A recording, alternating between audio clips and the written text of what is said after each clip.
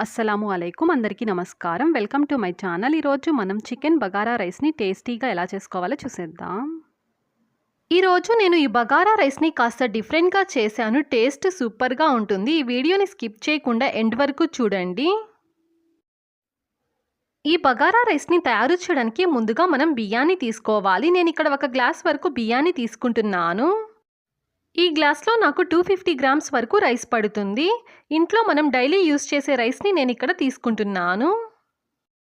ఈ బియ్యాన్ని 2-3 సార్లు వరకు వాటర్‌తో బాగా వాష్ చేసుకున్న తరువాత ఇందులో కొద్దిగా వాటర్‌ని వేసుకొని 30 నిమిషాల పాటు ఈ బియ్యాన్ని నానబెట్టుకోవాలి. ఇప్పుడు స్టవ్ ఆన్ చేసి స్టవ్ మీద ఏదైనా ఒక కడాయిని పెట్టుకొని ఏ గ్లాస్‌తో అయితే మనం బియ్యాన్ని కొలుచుకున్నామో అదే గ్లాస్‌తో 2.5 గ్లాసుల వాటర్‌ని వేసుకోవాలి. బాస్మతి రైస్‌ని యూజ్ చేసి చేసుకునే వాళ్ళైతే 2 గ్లాసుల వాటర్‌ని వేసుకోవాలి. ఈ నీళ్ళని బాగా మరిగించుకోవాలి. ఈ విధంగా మరుగుతూ ఉన్నప్పుడు ఇందులోకి మనం ముందుగా క్లీన్ చేసి పెట్టుకున్న చికెన్ని వేసుకోవాలి. నేను 300 గ్రామ్స్ వరకు చికెన్ని తీసుకున్నాను. ఈ చికెన్ని బాగా వాష్ చేసి క్లీన్ చేసుకున్న తరువాత ఇలాగా వాటర్‌లోకి వేసుకోవాలి. తరువాత 1 టీ స్పూన్ అల్లం వెల్లుల్లి పేస్ట్‌ని వేసుకోవాలి. తరువాత మన టేస్ట్‌కి సరిపడంతగా కొద్దిగా కల్లుప్పుని వేసుకోవాలి. సాల్ట్ కంటే ఇలాగా కల్లుప్పు వేసుకోండి, టేస్ట్ బాగుంటుంది. ఉప్పు వేసేసుకున్న తరువాత ఒకసారి స్పూన్‌తో బాగా కలుపుకొని దీని మీద మూత పెట్టేసి చికెన్ ఉడికేంత వరకు దీన్ని ఉడికించుకోవాలి. చికెన్ మనకి చాలా త్వరగానే ఉడుకుతుంది కాబట్టి మధ్యలో ఒకసారి మూత తీసి చెక్ చేసుకోండి. ఇక్కడ నాకు చికెన్ పర్ఫెక్ట్‌గా ఉడికింది. ఇలా చికెన్ బాగా ఉడికిన తరువాత స్టవ్‌ని ఆఫ్ చేసేసుకోవాలి. ఇప్పుడు ఒక బౌల్ తీసుకొని ఇందులోకి జ్యూస్‌ని వడగట్టే ఇలాగా ఒక స్ట్రైనర్ తీసుకోండి. చికెన్‌లో ఉండే వాటర్‌నంతా ఈ విధంగా సెపరేట్ చేసుకోవాలి. ఇలా వాటర్‌ని సెపరేట్ చేసుకున్న తరువాత ఈ చికెన్‌ని పక్కన పెట్టుకోవాలి. చికెన్‌లో ఉండే వాటర్‌ని మనం ఒకసారి కొలుచుకోవాలి. ఏ గ్లాస్‌తో అయితే మనం బియ్యం వేసుకుంటామో ఆ గ్లాస్‌ని తీసుకొని కొలుచుకోవాలి. ఇక్కడ నాకు 2 గ్లాసుల వరకు వాటర్ ఉన్నాయండి. ఈ వాటర్‌ని పక్కన పెట్టుకోవాలి. ఇప్పుడు స్టవ్ ఆన్ చేసి స్టవ్ మీద ఏదైనా ఒక కడాయిని పెట్టుకొని ఇందులోకి 2 టేబుల్ స్పూన్ల ఆయిల్‌ని వేసుకోవాలి. తరువాత 1 లేదా అర టీ స్పూన్ నెయ్యిని వేసుకోండి. ఇలాగా బగారా రైస్‌లో నెయ్యి వేసుకుంటే టేస్ట్ బాగుంటుంది. బిర్యానీ హోల్ ఇంగ్రీడియంట్స్ ఉంటే వాటినన్నిటిని వేసుకోండి. లేదంటే ఇలాగా సింపుల్‌గా అయినా చేసుకోవచ్చు. నేను దాల్చిన చెక్క, లవంగపు మొగ్గల్ని, 1 యాలక్కాయ, బిర్యానీ ఆకుని వేశాను. వీటిని కాస్త ఆయిల్‌లో ఫ్రై చేసుకోవాలి. ఇలాగ ఫ్రై చేసుకున్న తరువాత ఒక పెద్ద సైజ్ ఉల్లిపాయని ఇలాగ సన్నగా పొడుగ్గా కట్ చేసుకొని వేసుకోవాలి. 1 రెమ్మ కరివేపాకుని వేసుకోండి. ఇలాగ బగారా రైస్‌లో కరివేపాకు వేసుకొని చేసుకుంటే టేస్ట్ సూపర్‌గా ఉంటుంది. ఒకసారి మీరు కూడా ట్రై చేసి చూడండి. ఈ ఉల్లిపాయల్లో ఉండే పచ్చి వాసన పోయి ఉల్లిపాయల కలర్ కాస్త చేంజ్ అయ్యేంత వరకు ఈ ఉల్లిపాయల్ని ఫ్రై చేసుకోవాలి. ఉల్లిపాయలు ఈ విధంగా ఫ్రై అయిన తరువాత ఒక పెద్ద సైజ్ టమోటాని ఇలాగ సన్నగా పొడుగ్గా కట్ చేసుకొని వేసుకోవాలి. బగారా రైస్‌లో టమోటాని వెయ్యరు. నేను ఇక్కడ వేశానండి కలర్‌ఫుల్‌గా ఉండడం కోసం. ఇష్టం ఉంటే వేసుకోండి, లేదంటే స్కిప్ చేసేయొచ్చు. ఈ టమోటా ముక్కలు బాగా మగ్గిన తరువాత ఫ్రెష్‌గా ఉండే అల్లం వెల్లుల్లి పేస్ట్‌ని 1 టేబుల్ స్పూన్ వేసుకోవాలి. ఈ అల్లం వెల్లుల్లి పేస్ట్‌లో ఉండే పచ్చి వాసన పోయేలాగా అర నిమిషం పాటు ఫ్రై చేసుకోవాలి. తరువాత 2 లేదా 3 పచ్చిమిరపకాయల్ని ఇలాగ పొడుగ్గా కట్ చేసుకొని వేసుకోవాలి. తరువాత కొద్దిగా పుదీనాని, కొత్తిమీరని వేసుకోవాలి.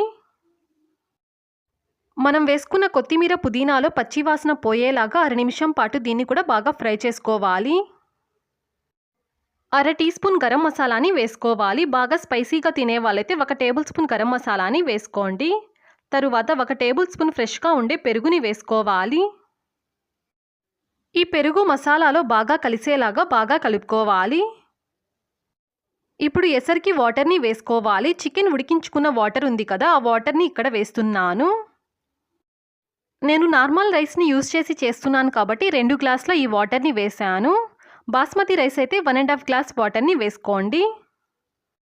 చికెన్‌ని ఉడికించేటప్పుడు మీకు 2 గ్లాసుల వాటర్ రాకపోతే నార్మల్ వాటర్‌ని కలిపి వేసుకోవచ్చు.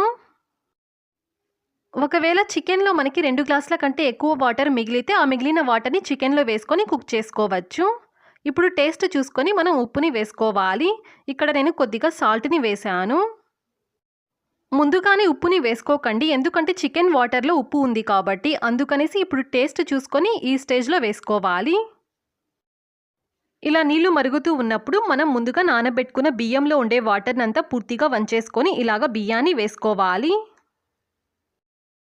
ఇప్పుడు గరిటెతో ఒకసారి దీన్ని బాగా కలుపుకున్న తరువాత దీని మీద మూత పెట్టేసి ఫస్ట్ 4 మినిట్స్ పాటు హై ఫ్లేమ్లో కుక్ చేసుకోవాలి. తరువాత లాస్ట్ 4 మినిట్స్ పాటు లో ఫ్లేమ్లో కుక్ చేసుకోవాలి. ఈ రైస్ ఉడకడానికి టైం పడుతుంది కాబట్టి ఈలోపు మనం చికెన్ని ప్రిపేర్ చేసుకుందాం. ఇప్పుడు స్టవ్ ఆన్ చేసి మనం ముందుగా ఉడికించి పెట్టుకున్న ఈ చికెన్లోకి 1 లేదా 2 టేబుల్ స్పూన్ల ఆయిల్ని వేసుకోవాలి. మంటని లో ఫ్లేమ్లో పెట్టుకొని ఈ ఆయిల్లో చికెన్ని ఫ్రై చేసుకోవాలి.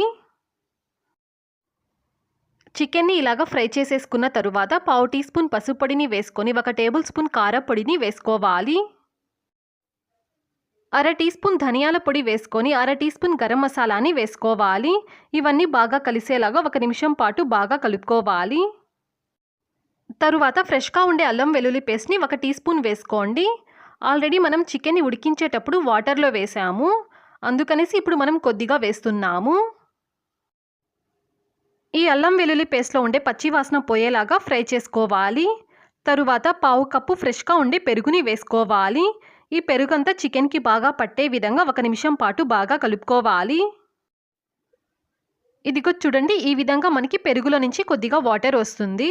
తరువాత పెరుగు వేసుకున్న కప్పులో కొద్దిగా వాటర్ని వేసుకొని ఇక్కడ వేస్తున్నాను.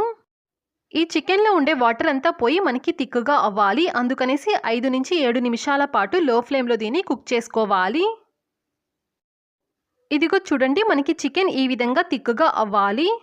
చికెన్ని ఉడికించేటప్పుడు మనం ఉప్పుని వేసాము. ఇప్పుడు టేస్ట్ చూసుకొని ఒకసారి మనం ఉప్పుని వేసుకోవాలి. ఇక్కడ నేను కొద్దిగా సాల్ట్ని వేసాను. తరువాత 2 టేబుల్ స్పూన్ల వరకు ఎండు కొబ్బరి పొడిని వేసుకోండి. ఇలాగ కొబ్బరి పొడి వేసుకుంటే టేస్ట్ బాగుంటుంది. తరువాత కొద్దిగా కొత్తిమీరని వేసుకొని గరిటెతో ఒకసారి దీన్నంతా బాగా కలుపుకొని స్టవ్ని ఆఫ్ చేసేసుకోవాలి. ఇందులో ఇలాగ మనం పెరుగుని వేసి చేసాం కాబట్టి టేస్ట్ సూపర్గా ఉంటుంది. ఇక్కడ మనకి చికెన్ రెడీ అయిపోయింది. ఇప్పుడు మనకి రైస్ ఉడికిందో లేదో ఒకసారి చెక్ చేద్దాం. ఇదిగో చూడండి, ఇక్కడ నాకు రైస్ పర్ఫెక్ట్గా ఉడికింది. ఇలాగ రైస్ ఉడికిన తరువాత స్టవ్ని ఆఫ్ చేసేసుకొని దీని మీద మూత పెట్టేసి 10 నిమిషాల పాటు దీన్ని పక్కన పెట్టేయండి.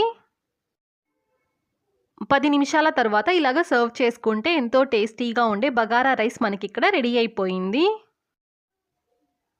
ఇలాగ ప్లేట్లోకి బగారా రైస్ వేసుకున్న తరువాత దీనిపైన మనం ముందుగా ప్రిపేర్ చేసుకున్న చికెన్ని వేస్తున్నాను.